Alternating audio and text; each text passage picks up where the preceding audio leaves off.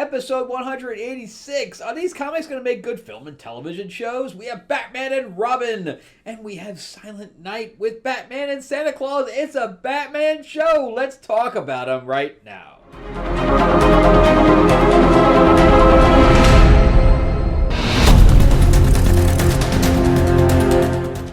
Welcome back to the channel, everyone. Thank you so much for spending time with me as we rant about movies, comic books, and television shows, as well as the occasional board game.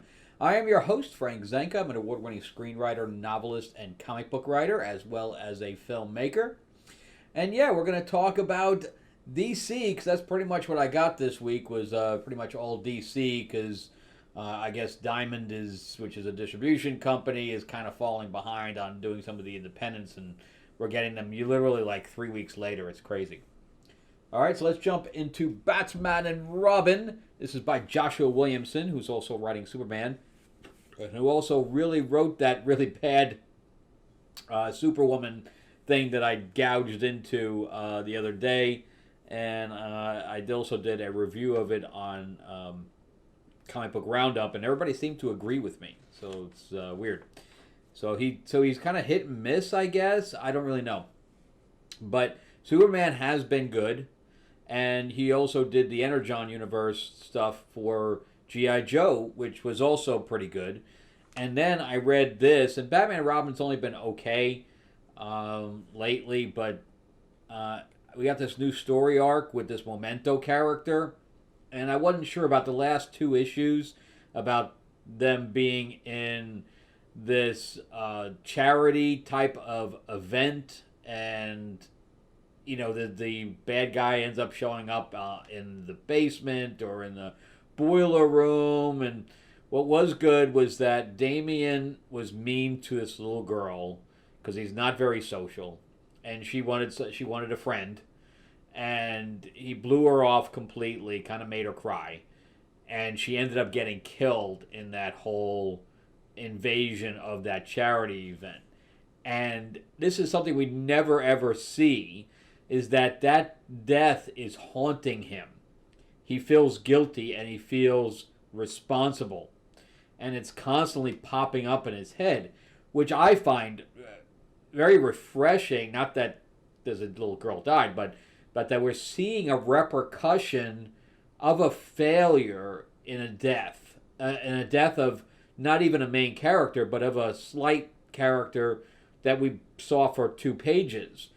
But yet, we're seeing that repercussion. And I really, really appreciate that there's some weight to deaths of not only minors, but deaths of innocents in this, minor characters. All right, but you can see right here that the name is Memento. And this is somebody that I guess Bruce Wayne, when he was getting trained, was also kind of following, and I guess he saw him die, so he's fighting against the fact that this was him.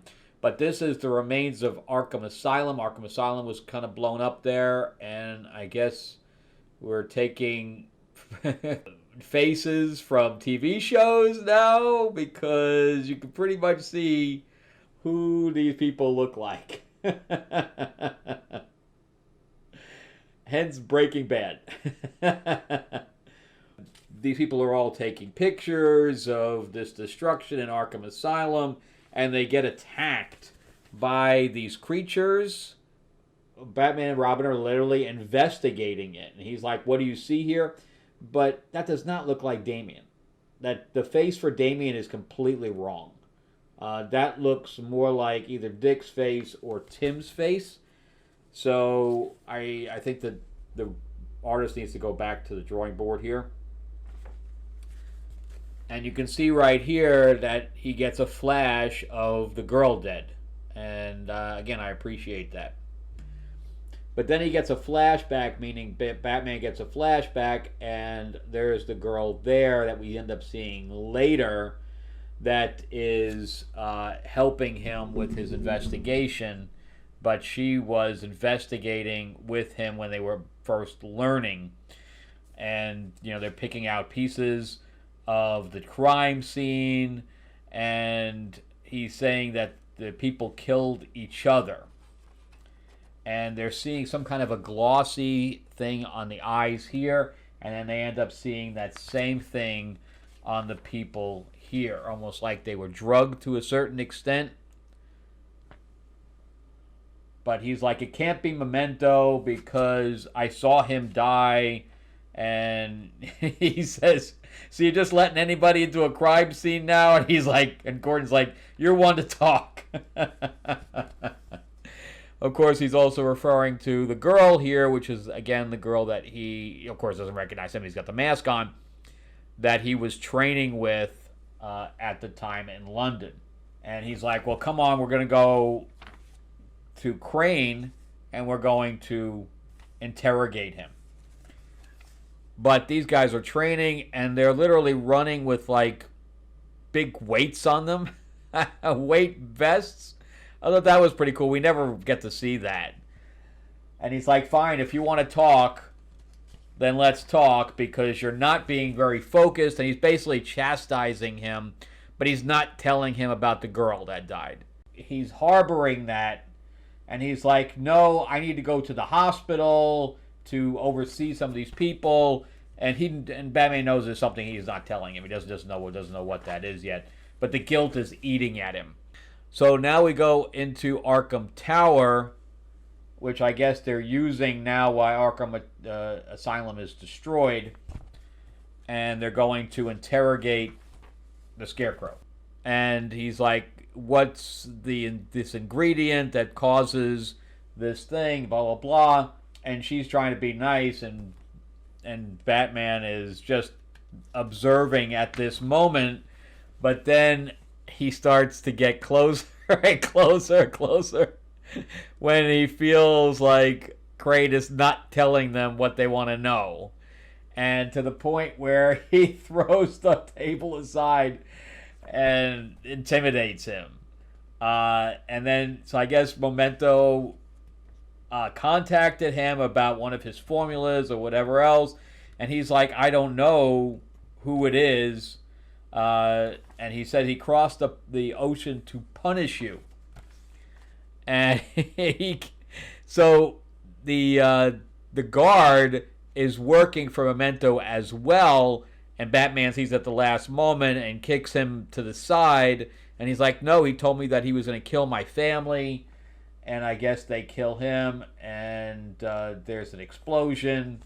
And Memento's basically staying one step ahead. And then there's these creatures again, which I think are, illusions.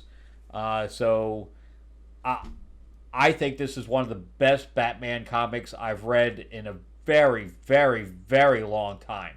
We actually get to see the detective work happen. We get to see some of his past.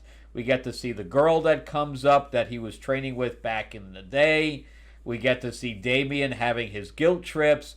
I mean, I have not seen such a well put together story from Batman in a very long time. I really, if you're a Batman fan, I suggest getting this run by Joshua Williamson, because I'm highly impressed with it. And I hate bashing writers continuously, and this is one of those times where I'm like, no, thumbs up, man. Thumbs up. Good job. All right, but before we continue, remember, too, that I am a comic book writer myself as well, and if you've seen this 100 times, feel free to jump to the next chapter. But this is my vampire mob set in 1950s Hollywood. I have had now a couple of people pick these up through this channel, so if you want one, let me know in the comments section, or you could reach out to me through my email, which is what Cecil did. But this is issue 1. It is a vampire mob set in 1950s Hollywood. It is about a lounge singer that is turned by one of the mob bosses. She doesn't know which one, but she returns 60 years later to enact her revenge. So, yeah, it's got some, definitely blood, sex, and gore in it. It's more adult for sure. And I have several. This is issue 2. That was issue 1. This is the Katana cover. This is the Helene cover, and this is the Samurai cover. I have 2 more covers coming. One is a nude cover, so I don't know if I can really show that one, but you can see that the artwork on the inside is pretty good. Definitely just as good as anything that Marvel and DC are putting out. So it's 48 pages each. Let me know if you would like a copy. All right. And then on top of that, if you are a fan of Timothy Zahn and others, he is the one that created Thrawn for Star Wars. And Kevin J. Anderson wrote some Dune. He also wrote Star Wars and everything else as well. Some really great sci-fi writers are getting together for the 50th anniversary of the Green Hornet. So you can go to greenhornetnoir.com, or you can click the description in the link below, and or the link in the description below, and don't say it backwards. And it'll take you right to the Kickstarter page. We're going to be launching in January, but you can sign up for notifications right now, and it's going to be great. And the writers are going to be signing. We're going to have some really good stuff, so definitely don't miss out on that. Again, either go to greenhornetnoir.com or go to the description below and click that link. All right, so let's jump into Silent Night. This is another Batman book. This is the sequel to the last year's thing. They come out every week in December, and I guess DC is going to make a tradition of this now, of doing 4 or 5 issues for December, where Santa Claus is involved. But I don't like this one nearly as much as the first one. The first one had Krampus in it, and it was very fun. And this one has this weird knight in it that puts a sigil on you, and you go to, I don't think your body goes to the place, but your mind does, and your body kind of shrivels up. I don't really know how this works, but we have Zatanna teaming up with Damian. The Flash is now involved as well, and you have Jason Blood, who got the sigil, who is the demon. The Flash comes in and smashes the head off the knight, and it doesn't work out very well. He still gets the sigil and then turns to an emaciated person. And we have some of the guys back there are laughing. You lost your body. So anyway, we have, he tells him that he can't come back to the bar or whatever, the club. He says, worth it. But she encases him in amber to keep him kind of compressed until, or in some kind of suspended animation until they can figure this out. But yeah, his name is Faust, is the name of the other guy who was laughing. But then I love the Gentleman Ghost. I like that they're using him more often now. But he's like, I will help you. I will get some information from these dead creatures, blah, blah, blah. And they're like, why are you helping us? He says, well, I caught your show once, and I really liked it, so I'm going to help you. And he says, well, did he really help us? And she's like, yeah, she did. I don't, even seeing how he helped, I don't get it. But anyway, she says, I made these 3 birds. It takes years to make them, but I only make 3. Yeah, and that's all very contrived. So, yeah. But anyway, here's this other world that they're fighting in. Again, I say this every time. I have no idea why Nubia is there. She is a queen now, and she should be on Themyscira. But anyway, Batman tells them that they cannot use... I like that Mera's, even though I hate Mera's costume in here, because they're going back to the Justice League costume, which they should never use. But anyway, Batman tells them, we cannot use any powers, right? He says, Superman, you cannot use your powers. You can't use your heat rays, etc. He tells Jessie Quick that she can't run fast or phase through people because the Knight is going to be able to use our powers or the energy from our powers. So he says, you can't use anything. So Nubia comes over and says, well, this doesn't take any powers. And she, hits everybody in the head a la Hawkeye or Green Arrow. But he allows Mera to use her powers 1 page later, where she creates a mist. So why was nobody else allowed to use their powers but Mera can? You can't make up rules and then change the rules. It makes no sense. But anyway, the Knight ends up showing up, and Santa Claus comes in right after, and he's like, Santa, look, you came. That's the best present ever. Do a smash down. But the night was a previous, and that's what I don't understand too, is Jason Blood was supposed to, and you see Damien's face there is more round. That's more Damien's face. We have, he's like, well, I don't know if we can help the people in Amber, but one person's going to help themselves anyway in a second here. But anyway, here's the birds make their way back, and they bring 3 people with them that can't be affected by the sigil, supposedly. Whatever. I love Mary Marvel, so I'm glad she's there. The other 2 I could do without. Metamorpho and Robot Man. But I definitely get why Robot Man wouldn't be affected. But why would Mary Marvel be affected? Because she's magic? And Metamorpho, what? I don't know. But anyway, Jason Blood ends up turning into the demon. He's like, a trinket is here. And of course, everything he says rhymes. So he's able to break free of that the spell that was affecting him. And then they ended up calling someone, but they think the knight is coming, but it's not. It's the thing that he put some kind of a thing in the tree, meaning Robin. Damien put something in the tree that ended up, or talked to the tree and said, Eula, we need you, or whatever else that Santa told him to say, or whatever. So we get, this is supposed to be Mrs. Claus, I guess. Where is my husband? It doesn't look like Mrs. Claus, but I like the fact that it's an elf. I guess it's kind of gross, right? The fact that there was all these elves that, do the presents, and he's screwing one of them, and is he screwing multiple? I don't know. It's kind of weird. I don't know.